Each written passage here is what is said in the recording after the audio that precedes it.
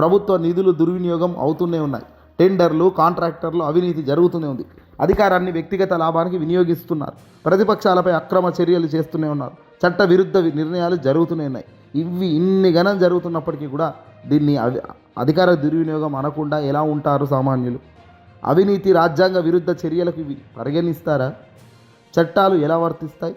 Criminal కేసులు, prevention of corruption act, ED, CBI, ACB విచారణ, court అనుమతితో ముఖ్యమంత్రి మీద కూడా కేసులు నమోదవుతాయి. న్యాయస్థానాలు జోక్యం చేసుకుంటాయి. నిర్ణయాలను కోర్టులు రద్దు చేస్తాయి. పబ్లిక్ ఇంట్రెస్ట్ లిటిగేషన్ అపీల్ దాఖలు చేస్తారు. రిట్ పిటిషన్ దాఖలు చేయొచ్చు హైకోర్టు, సుప్రీంకోర్టులో ఇలాంటివి జరిగినప్పుడు. నిర్ణయాలు చంద్రబాబు కానీ ఏ ముఖ్యమంత్రి కూడా ఆ స్థాయిలో ఉన్న వ్యక్తులు తీసుకుంటున్న ఐడియాలజీ నిర్ణయాలను రద్దు చేసే అవకాశం, వెసులుబాటు పెద్ద స్థానాలకు, న్యాయస్థానాలకు ఉంటుంది. విచారణ ఆదేశాలు ఇస్తారు. కొన్నిసార్లు పదవి నుంచి తప్పుకోవాల్సిన పరిస్థితి కూడా వస్తుంది. ఇందులో గవర్నర్ పాత్ర కూడా పెద్దగానే ఉంటుంది. గవర్నర్కు నివేదికలు ఇస్తారు. రాజ్యాంగ విరుద్ధంగా ఉంటే ప్రెసిడెంట్ రూల్ ఆర్టికల్ 356 సూచన కూడా జరిపిస్తారు. ముఖ్యమంత్రి చర్యలపై కేంద్రానికి నివేదికలు ఇస్తారు. కానీ కేంద్రమే వాళ్ళ హ్యాండ్లో ఉన్నప్పుడు, కేంద్రానికి ఒక పిల్లర్ మాదిరిగా ఈ శక్తి ఉన్నప్పుడు ఏం జరుగుతుంది?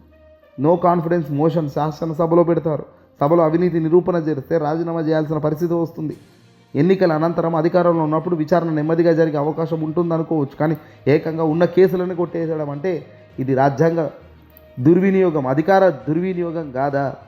మరి ఇలాంటి అధికార దుర్వినియోగం చేసే వాళ్ళను నిజంగా చట్టం ఎందుకు ఏమీ చేయకుండా పోతుంది?